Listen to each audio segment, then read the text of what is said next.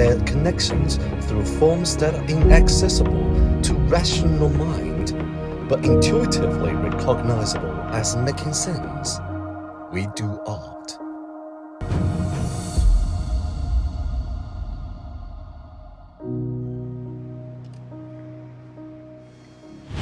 Hello everyone, my name is May and I come from Italy, and today I'm really glad to be here and introduce to you a very famous artist from my hometown, Italy.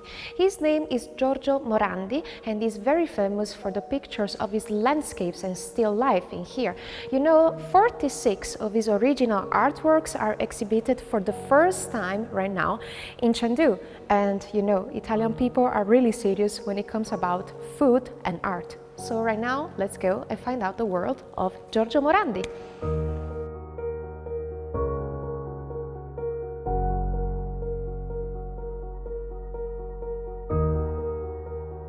Morandi was actually born in Bologna, where he studied and he lived great part of his life before becoming famous and going all around the world.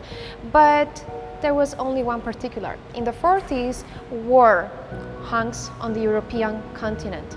And so everybody stays home. Everybody goes through a really difficult time. And it's in this period of time that Morandi had to stay alone with all himself. He actually paced great part of his life in seclusion. In 9 square meters of his room, he created an overlook of world made of his beloved bottles and cups, and still life in general. We can actually see from the colors used in those 2 paintings the feeling that Morandi should have felt in that moment.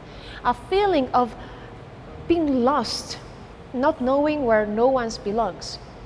He's actually very loving those very dark colors and this very obscure and a little bit spooky kind of landscape.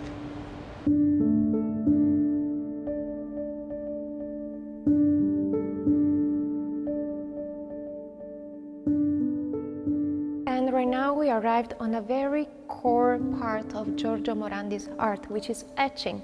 You know, etching is a really complicated process which requires a lot of work and a lot of dedication. As we can see here, the protagonist of this art is still life.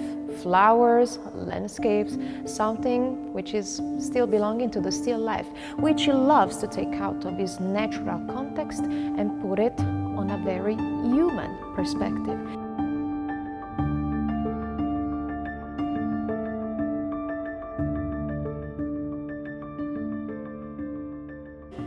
You know, at this part of his life, Giorgio Morandi discovers a brand new feeling, a feeling that oil canvases and also platinum plates could not give to him, which is the feeling of the watercolors on the rough paper.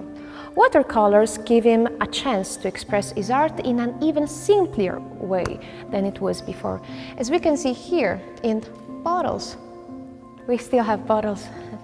This is because Giorgio Morandi had a really specific thought that even if we are looking at the bottles, a lifeless object, something that probably will never move, will never get any feeling to anybody, it can still be pictured in a way, in a very simple way, but still can give a lot of artistic feeling and can actually dispatch a lot of light.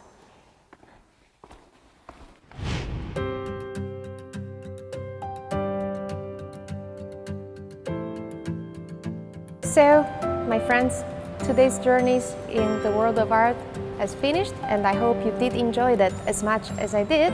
What do you think? It's always a good thing to express our love in silence.